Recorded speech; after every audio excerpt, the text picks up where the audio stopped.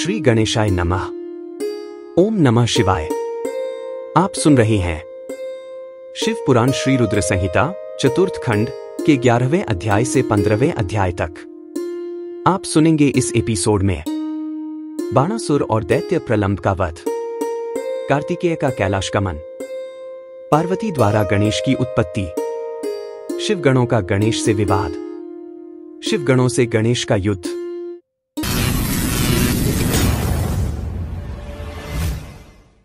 श्री रुद्र संहिता चतुर्थ खंड 11वां अध्याय, बाणासुर और दैत्य प्रलंब का वध। ब्रह्मा जी बोले, नारद, जब तारकासुर कुमार कार्तिकेय के द्वारा मारा गया तब यह देखकर सभी देवताओं, ऋषि मुनियों सहित जनसाधारण में प्रसन्नता की लहर दौड़ गई। सभी खुश थे। सभी देवताओं ने मिलकर भक्ति भाव से कार्तिकेय की स्तुति की। तभी क्रौंच नामक एक पर्वत दुखी होकर कार्तिकेय के पास आया। वह क्रौंच बाणासुर नामक दैत्य द्वारा सताया गया था। वह कुमार के सामने हाथ जोड़कर खड़ा हो गया और भक्ति भाव से स्वामी के कार्तिकेय की स्तुति करने लगा। तत्पश्चात बोला, हे प्रभो, बाणासुर मुझे बहुत कष्ट दे रहा है, आप उससे मेरी रक्षा कीजिए। तब कार्तिकेय ने पर्वतराज क्रौंच की स्तुति से प्रसन्न होकर क्रौंच को सांत्वना दी। जब पर्वतराज क्रौंच शांत हो गए तब कुमार कार्तिकेय ने उन्हें उनके दुखों और कष्टों से छुटकारा दिलाने हेतु भगवान शिव का स्मरण करके वहीं से अपनी अद्भुत शक्ति का परिचय देते हुए एक अनोखी शक्ति छोड़ी। इस शक्ति का प्रयोग कुमार कार्तिकेय ने उस दुष्ट बाणासुर पर किया था। तब वह शक्ति दैत्यराज बाणासुर को भस्म करके शीघ्र ही कार्तिकेय के पास वापस लौट आई। यह शक्ति जब उनके पास वापस पहुंच गई तब वे क्रौंच से बोले, हे पर्वतराज क्रौंच, अब आपको बाणासुर नामक दैत्य से डरने की कोई आवश्यकता नहीं है। मैंने बाणासुर को मारकर तुम्हारी इस परेशानी को सदास्ता के लिए हल कर दिया है। अतः अब तुम अपने भय को छोड़कर हमेशा के लिए निर्भय हो जाओ। अब तुम प्रसन्नतापूर्वक अपने घर की ओर प्रस्थान करो। बाणासुर के भय से मुक्ति का समाचार पाकर पर्वतराज क्रौंच बहुत प्रसन्न हुआ और उसने भक्ति भाव से कार्तिकेय की स्तुति की। तत्पश्चात वह उनसे विदा लेकर अपने गृह स्थान की ओर चल दिया। वहां पहुंचकर क्रौंच ने अपने स्वामी कार्तिकेय की प्रसन्नता के लिए भगवान शिव के 3 शिवलिंगों की स्थापना की। प्रतिगेश्वर, कपालेश्वर और कुमारेश्वर नामक ये 3 शिवलिंग विश्व विख्यात हैं और लोगों की आस्था और भक्ति का जीता जागता उदाहरण है। ये शिवलिंग सिद्धिदायक हैं और 16 महान ज्योतिर्लिंगों में सम्मिलित हैं। पर्वतराज क्रौंच के अपने स्थान पर वापस लौट जाने के उपरांत देवताओं के गुरु बृहस्पति ने कुमार कार्तिकेय से कहा कि कुमार, देवताओं द्वारा आपको शिव पार्वती की आज्ञा से यहाँ महाबली तारकासुर का वध करने के लिए लाया गया था। इस अभीष्ट कार्य की पूर्ति हो चुकी है। अतः अब आपको कैलाश पर्वत पर लौट जाना चाहिए। गुरु बृहस्पति की बात अभी पूरी भी नहीं हुई थी कि तभी प्रलंबासुर नामक दैत्य ने बहुत उपद्रव मचाना शुरू कर दिया और लोगों को कष्ट देना आरंभ कर दिया। तब शेष जी के पुत्र कुमुद दुखी अवस्था में कुमार कार्तिकेय के पास आए। वहां आकर कुमुद ने कार्तिकेय की स्तुति की और कहा, हे प्रभु, मैं आपकी शरण में आया हूं। हे गिरिजा पुत्र, मुझे प्रलंबासुर की प्रताड़ना से मुक्ति दिलाइए। तब कुमार कार्तिकेय ने प्रसन्नतापूर्वक कुमुद को प्रलंबासुर द्वारा दिए गए कष्टों से मुक्ति दिलाने हेतु अपनी शक्ति द्वारा उसका भी सहार कर दिया। उस प्रलंबासुर को उसके साथियों सहित मरा जानकर उसके शेष पुत्र कुमुद ने कार्तिकेय की बहुत स्तुति की और अपने निवास स्थान पाताल को चला गया। श्री रुद्र संहिता चतुर्थ खंड 12वां अध्याय, कार्तिकेय का कैलाश गमन। ब्रह्मा जी बोले, हे नारद, इस प्रकार जब कार्तिकेय द्वारा दैत्यराज बाणासुर और प्रलंबासुर को भस्म कर दिया गया तब सभी देवताओं ने सहर्ष कुमार कार्तिकेय का स्तवन किया। देवता बोले, हे देव, हम राक्षसराज तारक का वध करने वाले आपको नमस्कार करते हैं। हे शंकर नंदन, हे गिरिजा पुत्र, आपने बाणासुर और प्रलंबासुर नामक राक्षसों को मारकर इस त्रिलोक के संकटों को दूर किया है। आपकी भक्ति पवित्र है तथा आपका स्वरूप विघ्नों का नाश कर अभय प्रदान करने वाला है। हम सब स्वच्छ मन से आपकी स्तुति करते हैं। आप हमारी इस स्तुति को स्वीकार करें। कुमार, हम आशा करते हैं कि आप इसी प्रकार सदैव हमारे कष्टों और संकटों को दूर करने में हमारी सहायता करेंगे। देवताओं द्वारा की गई इस अनन्य स्तुति को सुनकर कुमार कार्तिकेय का हृदय प्रसन्नता से खिल उठा। उन्होंने सभी देवताओं को सहर्ष उत्तम वरदान प्रदान किए तथा भविष्य में सदैव सहायता करने का उन्हें वचन दिया। पर्वतों द्वारा की गई स्तुति से प्रसन्न होकर कार्तिकेय बोले, हे भूधरो, आप सदा से उत्तम और श्रेष्ठ हैं। आज से आप सभी साधु संतों और तपस्या में लीन रहने वाले साधकों द्वारा पूजनीय होंगे। पर्वतों में श्रेष्ठ मेरे नाना हिमालय इन ज्ञानियों और तपस्वियों के लिए फलदाता सिद्ध होंगे। श्री हरि विष्णु बोले, हे कुमार, महाबली तारक का वध करके आपने इस चराचर जगत को सुखी कर दिया है। अब आप अपना पुत्र होने का कर्तव्य भी निभाएं। अब आपको अपने माता पिता भगवान शिव और पार्वती की प्रसन्नता के लिए उनके पास कैलाश पर्वत पर जाना चाहिए। तत्पश्चात कुमार सभी देवताओं के साथ दिव्य विमान में बैठकर अपने माता पिता के पास कैलाश पर्वत की ओर चल दिए। वे सब आनंद ध्वनि करते हुए भगवान शिव के पास पहुंचे। विष्णु जी सहित सभी देवताओं ने त्रिलोकीनाथ भगवान शिव को प्रणाम करके उनकी स्तुति की। कुमार कार्तिकेय ने भी अपने माता पिता को सेवा भाव से प्रणाम किया। भगवान शिव ने प्रसन्नता से अपने पुत्र का मुंह चूम लिया और बहुत स्नेह किया। देवी पार्वती ने कुमार को अपनी गोद में बिठाकर खूब चुमा। यह देखकर सभी देवता आनंद में मगन होकर शिव पार्वती और कार्तिकेय की जय जयकार करने लगे। तत्पश्चात सभी देवताओं सहित श्री हरि विष्णु और मैंने देवाधिदेव शिवजी से जाने की आज्ञा मांगी और अपने अपने लोक को चले गए। तब भगवान शिव अपनी प्राणप्रिया देवी पार्वती और पुत्र कार्तिकेय के साथ आनंद पूर्वक कैलाश पर निवास करने लगे। श्री रुद्र संहिता चतुर्थ खंड 13वां अध्याय। पार्वती द्वारा गणेश की उत्पत्ति। सूत जी कहते हैं, कुमार कार्तिकेय के उत्तम चरित्र को सुनकर नारद जी बहुत प्रसन्न हुए और प्रसन्नता पूर्वक ब्रह्मा जी से बोले, हे विधाता, आप ज्ञान के अथाह सागर हैं तथा करुणा निधान भगवान शिव के विषय में सब कुछ जानते हैं। आपने शिवपुत्र स्वामी कार्तिकेय के अमृतमय चरित्र को सुनाकर मुझ पर बड़ी कृपा की है। भगवान, अब मैं विघ्न विनाशक श्री गणेश के विषय में जानना चाहता हूं। उनके दिव्य चरित्र, उनकी उत्पत्ति के विषय में सब कुछ सविस्तार बताकर मुझे कृतार्थ कीजिए। मुनिश्रेष्ठ नारद के ये उत्तम वचन सुनकर ब्रह्मा जी हर्षपूर्वक बोले, नारद, तुम गणेश उत्पत्ति की कथा सुनना चाहते हो, अतएव तुम्हारी प्रसन्नता के लिए मैं तुम्हें उनके जन्म के विषय में बताता हूं।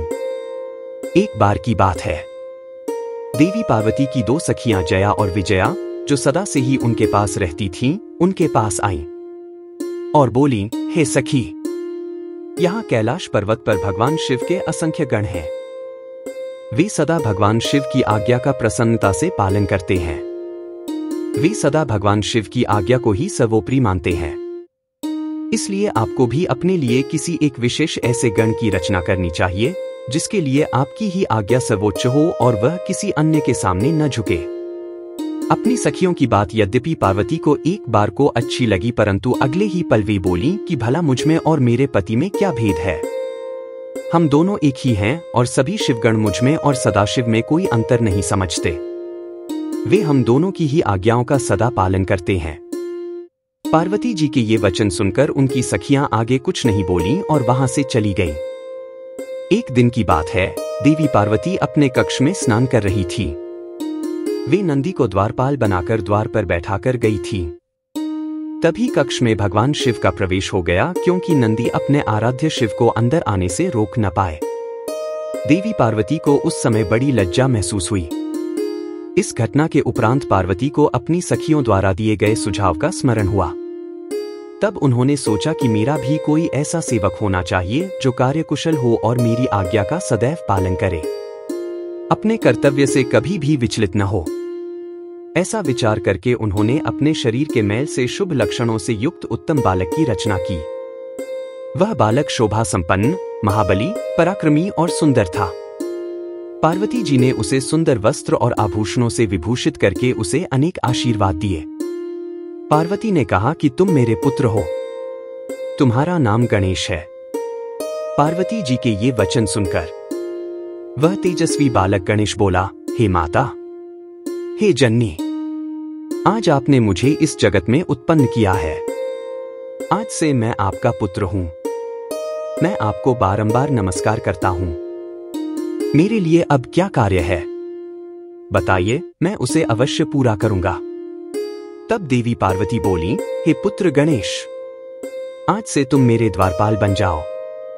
मेरी यह आज्ञा है कि मेरे महल में कोई मेरी अनुमति के बिना प्रविष्ट न हो। कोई कितना भी हठ क्यों न करे, तुम उसे अंदर नहीं आने देना। यह कहकर पार्वती ने एक छड़ी गणेश के हाथ में पकड़ा दी और प्रेमपूर्वक उनका मुख चूमकर अंदर स्नान करने के लिए चली गई। गणेश सजगता से हाथ में छड़ी लेकर महल के द्वार पर पहरा देने लगे। उसी समय भगवान शिव देवी पार्वती से मिलने की इच्छा लेकर महल में आ गए। जब वे द्वार पर पहुंचे तो गणेश ने उनसे कहा, हे देव, इस समय मेरी माता अंदर स्नान कर रही है, अतः आप यहां से चले जाएं तथा बाद में आएं। यह कहकर उन्होंने भगवान शिव के सामने छड़ी अड़ा दी। चूंकि गणेश जी ने भगवान शिव को पहले कभी नहीं देखा था, इसलिए उन्हें वे नहीं पहचान सके। यह देखकर भगवान शिव को क्रोध आ गया और वे बोले, ओ मूर्ख, तू मुझको अंदर जाने से रोक रहा है। तू नहीं जानता कि मैं कौन हूं। मैं शिव हूं। मैं पार्वती का पति हूं और अपने ही घर में जा रहा हूं। यह कहकर जैसे ही भगवान शिव आगे बढ़े, गणेश जी ने उन पर छड़ी से प्रहार कर दिया। यह देखकर भगवान शिव को क्रोध आ गया। उन्होंने अपने गणों को गणेश को वहां से हटाने की आज्ञा दी और स्वयं बाहर खड़े हो गए। श्री रुद्र संहिता, चतुर्थ खंड, 14वां अध्याय। शिवगणों का गणेश से विवाद। ब्रह्मा जी बोले, नारद, शिवगण अपने प्रभु भगवान शिव की आज्ञा पाकर द्वार पर पहुंचे और द्वारपाल बने श्री गणेश को वहां से हट जाने के लिए कहा। परंतु जब गणेश ने हटने से साफ इनकार कर दिया और शिवगणों को डांटा फटकारा तो वे भी गणेश से लड़ने लगे और बोले, ओ मूर्ख बालक, अगर तू अपने प्राणों की रक्षा करना चाहता है तो अभी और इसी वक्त महल के द्वार को छोड़कर यहां से चला जा, अन्यथा दंड पाने के लिए तैयार हो जा। यह देखकर गणेश को क्रोध आ गया और वे कठोरतापूर्वक शिवगणों से बोले कि तुम इसी समय यहां से दूर चले जाओ, वरना मेरे क्रोध को भुगतने के लिए तैयार हो जाओ। गणेश की बातें सुनकर शिवगण हंसने लगे। फिर द्वारपाल श्री गणेश को डांटते हुए बोले, मूर्ख, हम भगवान शिव के गण हैं और उनकी आज्ञा से ही तुम्हें यहां से हटने के लिए कह रहे हैं। अब तक तुम्हें बालक समझकर हम छोड़ रहे थे, परंतु तुम तो बहुत ही हठी बालक हो, जो मानने को बिल्कुल भी तैयार नहीं हो। अभी भी कहते हैं कि शीघ्र ही यहां से हट जाओ, अन्यथा मार दिए जाओगे। शिवगणों के इन वाक्यों को सुनकर गणेश जी अत्यंत क्रोधित हो गए। उन्होंने शिवगणों को डांटा और धमकाकर वहां से भगा दिया। उनके इस प्रकार डांटने से शिवगण भयभीत होकर वहां से भागकर भगवान शिव के पास वापस आ गए। वहां जाकर उन शिवगणों ने अपने स्वामी भगवान शिव को जाकर सारी बातें बता दी। यह सुनकर भगवान शिव ने क्रोधित होकर श्री गणेश को द्वार से हटाने का आदेश अपने गणों को दिया। शिवगण पुनः द्वार पर पहुंचे और गणेश को हटने के लिए कहने लगे, परंतु गणेश ने वहां से हटने से साफ इनकार कर दिया। गणेश निर्भय होकर उन गणों से बोले कि मैं पार्वती का पुत्र हूं और तुम भगवान शिव के गण हो। हम दोनों ही अपनी अपनी जगह अपने अपने कर्तव्य का पालन कर रहे हैं। तुम शिवजी की आज्ञा मानकर मुझे द्वार से हटाना चाहते हो, परंतु मैं अपनी माता की आज्ञा मानते हुए उनकी बिना आज्ञा प्राप्त किए किसी को भी इस द्वार से प्रवेश करने की आज्ञा नहीं दे सकता। अतः मुझसे बार बार द्वार से हटने के लिए न कहो और जाकर अपने आराध्य स्वामी को इसकी सूचना दे दो। तब शिवगण भगवान शिव के पास गए और उन्हें सब बातों से अवगत करा दिया। भगवान शिव तो महान लीलाधारी हैं। उनकी बातों को समझ पाना अत्यंत कठिन है। यह सुनकर उन्होंने अपने गणों से कहा कि वह छोटा सा बालक अकेला तुम्हें डरा रहा है और तुम इतनी अधिक संख्या में होकर भी उससे डर रहे हो। जाओ, जाकर उससे युद्ध करो और उसे बंदी बनाकर द्वार के सामने से हटाकर ही मेरे सामने आना। श्री रुद्र संहिता, चतुर्थ खंड, 15वां अध्याय। शिवगणों से गणेश का युद्ध। ब्रह्मा जी बोले, नारद, जब भगवान शिव ने इस प्रकार अपने गणों को आज्ञा दी कि वे द्वार पर खड़े उस गण को किसी भी प्रकार से हटा दें, तब शिवगण निर्भय होकर पुनः महल के द्वार पर आ खड़े हुए। उन्हें देखकर गणेश जी हंसने लगे और बोले कि तुम फिर से आ गए। तुम्हें मैंने अभी समझाया था कि मैं यहां से हटने वाला नहीं हूं। मेरी माता पार्वती ने मुझे इसीलिए ही उत्पन्न किया है ताकि मैं उनकी हर आज्ञा का पालन कर सकूं। मेरे लिए उनकी आज्ञा ही सर्वश्रेष्ठ है। उनकी अवज्ञा मेरे वश में नहीं है। तुम ऐसे ही बार बार मुझे परेशान करने के लिए यहां अड़ा रहे हो। तब शिवगण बोले, अरे मूर्ख, अब की बार हम तुमसे विनम्रता से कहने नहीं आए हैं, क्योंकि लातों के भूत बातों से नहीं मानते। अब हम तुम्हें तुम्हारी धृष्टता के लिए दंड देने आए हैं। यह कहकर सभी शिवगण, जो कि विभिन्न प्रकार के आयुधों से विभूषित थे, गणेश पर टूट पड़े। गणेश और शिवगणों में बहुत भयानक युद्ध होने लगा, परंतु गणेश के साहस और पराक्रम को देखकर सभी शिवगणों के होश उड़ गए। शिवजी का कोई भी गण गणेश को परास्त नहीं कर सका। गणेश ने अकेले ही अनेकों शिवगणों को मार मार कर घायल कर दिया और वहां से भागने को विवश कर दिया। तत्पश्चात पुनः महल के द्वार पर डटकर खड़े हो गए। तब सब शिवगण घायल अवस्था में शिवजी के पास पहुंचे और उन्हें सारी बातें कह सुनाई। हे नारद, तभी मैं और श्रीहरि भी भगवान शिव के दर्शनों के लिए कैलाश पर पहुंचे। वहां हमने भगवान शिव को इस प्रकार चिंतित देखकर उनकी परेशानी का कारण पूछा। तब शिवजी ने कहा, हे विधाता, हे विष्णु, मेरे महल के द्वार पर एक बालक हाथ में छड़ी लेकर खड़ा है और वह मुझे महल के भीतर नहीं जाने दे रहा है। अतः मैं यहां खड़ा हूं। उसने मेरे गणों को भी मार पीट कर वहां से भगा दिया है। ब्रह्मा जी, आप जाकर उस बालक को समझाएं। तब मैं भगवान शिव की आज्ञा से गणेश को समझाने के लिए गया। मुझे वहां आया देखकर गणेश जी का क्रोध और बढ़ गया और वे मुझे मारने के लिए दौड़े। उन्होंने मेरी दाढ़ी मूंछें नोच डाली और मेरे साथ गए गणों को प्रताड़ित करने लगे। यह देखकर मैं वहां से लौट आया। भगवान शिव को मैंने सारी घटना बता दी। यह सुनकर उन्हें बहुत क्रोध आया। तब शिवजी ने इंद्र सहित सभी देवताओं, भूतों, प्रेतों को गणेश जी को द्वार से हटाने के लिए भेजा, परंतु यह सब व्यर्थ हो गया। गणेश ने सबको मार पीट कर वहां से भगा दिया। उस छोटे से बालक ने देवताओं की विशाल सेना के छक्के छुड़ाकर रख दिए। जब इस बात की सूचना महादेव जी को मिली तो वे बहुत क्रोधित हुए और स्वयं ही गणेश को दंडित करने के लिए चल दिए।